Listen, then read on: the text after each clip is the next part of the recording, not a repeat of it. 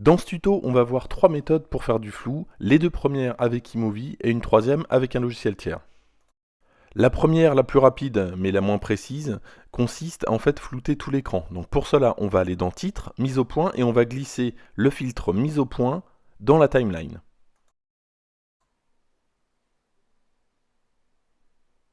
Une fois que c'est fait, on va supprimer le titre par défaut et l'écran va être complètement flou.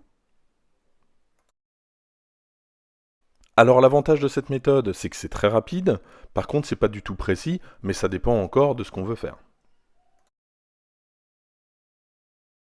La deuxième méthode en fait consiste à flouter simplement une partie de l'image. Donc pour cela, on va faire ça très grossièrement, donc ça va être rapide.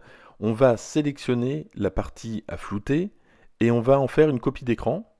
Donc en faisant commande majuscule 4, on a une capture d'écran qui s'affiche sur l'écran. On va ensuite aller dans un logiciel en ligne qui va nous permettre de pixeliser ou de flouter. Je vous mettrai le lien dans la description.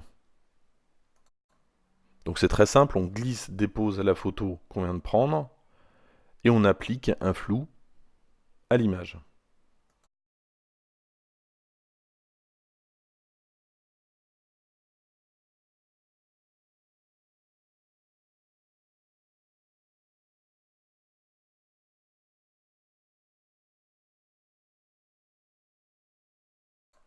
Le concept en fait va être de récupérer cette zone de flou et la faire bouger avec les images clés dans iMovie. Et on va voir comment ça fonctionne.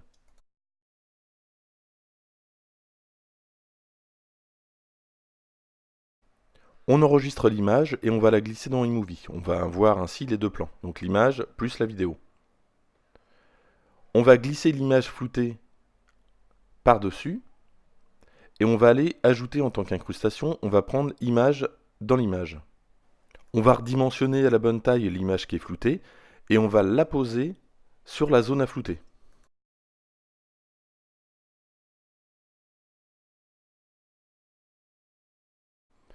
Maintenant, on va caler la tête de lecture sur la timeline et on va commencer le travail d'ajout d'images clés.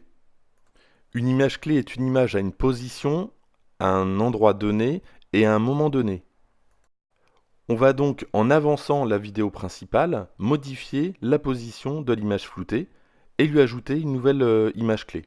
Dans cet exemple, on va ajouter simplement 3-4 images clés, c'est juste pour expliquer le fonctionnement. Par contre, si vous voulez quelque chose de plus fluide, il faudra rajouter évidemment plus d'images clés.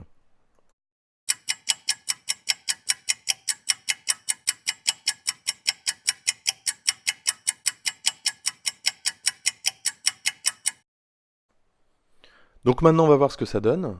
Donc quand on remet en lecture, la partie floutée, effectivement, suit bien le sujet.